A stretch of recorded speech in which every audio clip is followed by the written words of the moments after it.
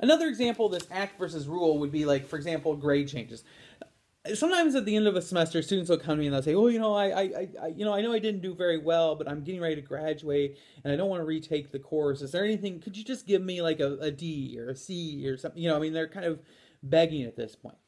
And the problem is from a utilitarian analysis, from an ACT utilitarian analysis, you could very well say, "Hey, if I change the student's grade, if I just give them a D and let them pass, or a C, and they can pass and graduate and go on, well, I suppose that may not be the worst thing that's ever happened, and that might actually, that may end up benefiting that student, and may end up benefiting, make that student happy. It might make me happy. I might feel better about myself.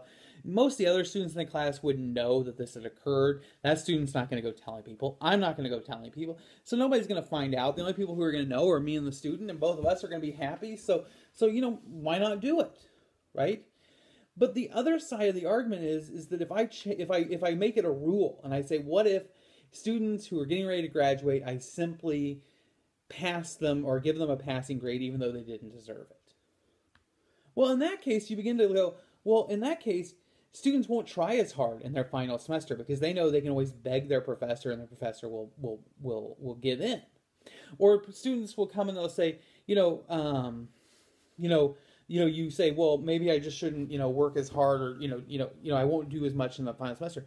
And sometimes what will happen is there are many critical projects that get done in that final semester. And so the students will leave the school being less prepared. And what happens is that when they leave less prepared, those students will be a kind of a negative, have a negative effect upon the school in general, because there are schools out there that when they go to hire people, like for example, there are some schools with education majors where they'll say they're just not prepared for the classrooms. And there are other schools in the state of Illinois with education majors where they'll say those students come in and they're ready to prepare. And there's some that'll say, they come out, but they're really more theory based. They don't have enough application.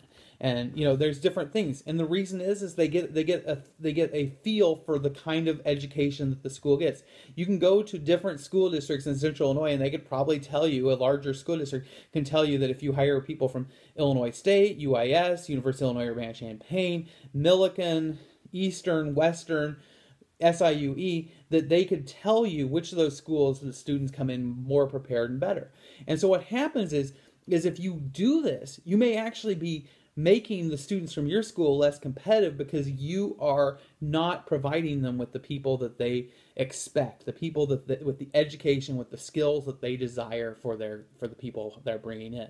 And so what happens is if you look at it beyond just that student in that situation, that ACT specific case, and you look at it more generally, then you get a better picture of the consequences.